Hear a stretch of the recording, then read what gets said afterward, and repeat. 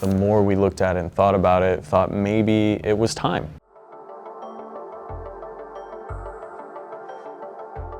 We've had the same visual identity, give or take a few colors, since 1997. And it's really special to us, but there are also ways where we felt like we could do better. And so really we started thinking about it pre-COVID, and the more we looked at it, the more we understood how it was going to be a 2 or 3 year process. We weren't naive to the fact that, Diana wasn't going to play forever, so there was sort of a new era coming. And you pair that with Matt's ownership and his leadership and looming season 30, we made the decision that that was going to be our target. 2026 was going to be our target date to really reintroduce our brand to the world. It starts with deciding that you want to do it and getting really smart people in the room to talk about what that process and what the timeline looks like. Having conversations with Vince and realizing that he would actually trust us in doing this, it just was a really cool moment. And then for us to see it all the way through has just been really, really rewarding. Kelly is just an extraordinarily talented designer, and she had actually been through a rebrand with a different team in a different league that actually never came to fruition, never went public, but they had done all the work. Senior leadership kind of came to Kelly and I to ask if we had any interest in handling the rebrand in-house.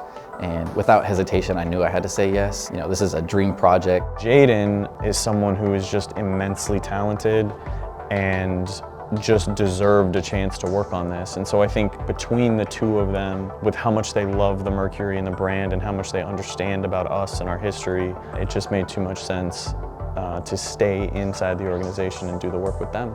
Months leading up to the actual design process, we held multiple brand workshops where we figured out who we are, where are we going, who we play for, what do we want this to be, what it means to be the Mercury. Let's do some surveying to talk about what do fans associate with our brand, what do they think about it right now. That really helped set that foundation of what we wanted to achieve with the rebrand, the goals of it. And then let's move to the design phase. We first had a brainstorm session, off-site, just him and I, and we just did a lot of research. We spent weeks researching, all other rebrands from sports, outside of sports, what worked, what didn't, what resonated with us, what we wanted to emulate. Then shortly after that, him and I were starting to sketch. We were starting to write things out. We did a bunch of sketches, then we brought it into digital format from the best 7 to 10 options. In our very first iteration, in which we showed Vince and the rest of the team, were basically 5 identities, 5 primary logos, their global counterparts, and word marks. So 5 systems, 5 different real extreme looks, and we kind of went from there. Went through countless rounds of revisions with leadership team. It was a ton of meetings, focus groups, a ton of review, anonymous surveys. There's so much that's still on the cutting room floor. Until we felt like we had a final polished product that we were proud of. I couldn't be happier with where we ended up.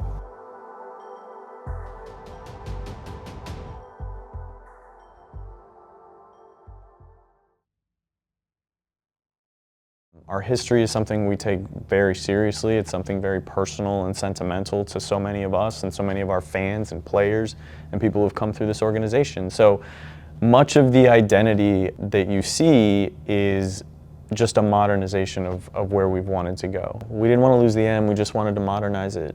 The planet, our colors, those things are significant pieces of our history, so we didn't want those to go anywhere. Adding things like the lines that become 8 to represent us being one of the original 8 franchises. You also see that number pop up in the wordmark itself. So you can see this arc in our text, this sort of arc treatment. It's meant to symbolize a horizon line. So it's as if the text is rising over the planet Mercury, and with that arc, we wanted it to be an intentional number as well, which is why we chose that number 8 for that 8-degree arc in the text. The angle of the M. We landed on the 19.97 degree line, which is a direct nod to 1997, the year that the league was founded. 1997, with sold out crowds and this roster of players who had never before gotten the opportunity to professionally play at home in front of their friends and family. So there are those elements of it that I think are really important. So I picked purple. That was really a brainchild of Kelly. Purple and orange have always been a huge part of our brand. We actually started first with watermelon and purple and yellow. And then eventually in the 2000s, they adjusted to purple and orange, and that it was a true Phoenix basketball color set. I'm very passionate about the colors, if you have not figured out. So through that process, we realized that we've been using purple gradients this entire time and realized that we really wanted a lighter purple as part of this color set. And that's why we introduced Psychic Purple. It is a lighter, brighter, more energetic purple that really just supplements the purples and orange that we already have. What Psychic Purple allows us to do is now have a defined color that's in our brand system moving forward forever that we can point to and keep that consistent. And so it's really, really cool to see it in the uniform.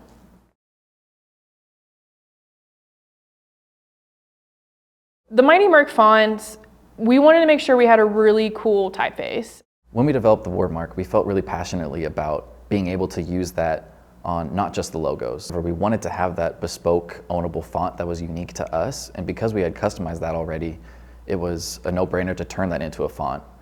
And when it came to naming that and actually putting some sort of moniker to it, the first thing we thought of was Mighty Mercury. If you come to the games, you hear that chant over the speakers at least 100 times per game. So it just made so much sense to name it that and to bring in that unique fan storytelling and that fan perspective into the font. This is a very tall task to create a logo that we've had one for 30 years. How do we create a brand identity that's gonna last another 30 years? So the pressure was on, but we also knew that by doing it right and by making sure it looked and felt like the Phoenix Mercury, it was going to hold that legacy piece. The biggest thing I want the fans and the X Factor to feel when they see this rebrand is just excitement. Proud to wear it and show it off. I want them to be able to see the history that is in these logos. We're not completely abandoning the past. What's really cool about this is we're giving them more logos than they've ever had before. There's just so many different variations and all of it's still really true to the brand, and I really hope that they like that too. To this point, my favorite parts are how proud the people who have worked on it are of it. The amount of respect and celebration that people who haven't worked on it have given to the people who have worked on it. Sports is like anything else, it's about the people. And so the most special part is the people who worked on this, the people who poured into it. And I'm not an artist, but I imagine it's a pretty vulnerable thing to say, this is something I made, will you please like it? I imagine it's a pretty vulnerable thing to say, I created this, and I'm confident enough in it that my favorite team should wear it across their chest for the next 30 years. I think that's special. I think the process of getting out of the way of the creatives who are so talented and giving them the space to create things and storytell about it. And it's not just the people who design the logos, it's the people who have worked every step of the way on the rollout, the people who decided we should give back to our community by doing this merch swap program. It's the people who have brought all of our merchandise to life. It's the people who are making it possible for us to have a license plate in this state for the first time. It's every single piece of that storytelling that brings it to life that I think is really special, and none of it is possible without the people. We know change can be hard, and we know people love what our identity has looked like, or they've come to love or just come to expect what we've looked like. And so I know initially, there may be some trepidation about the change. That's natural.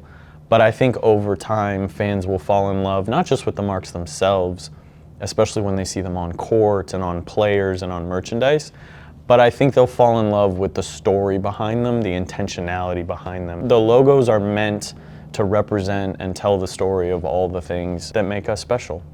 And over time, even if it's not initially, I'm sure some will love it right away, but the ones that fall in love with it over time, I think it's going to be because we have given it the respect that a professional team deserves.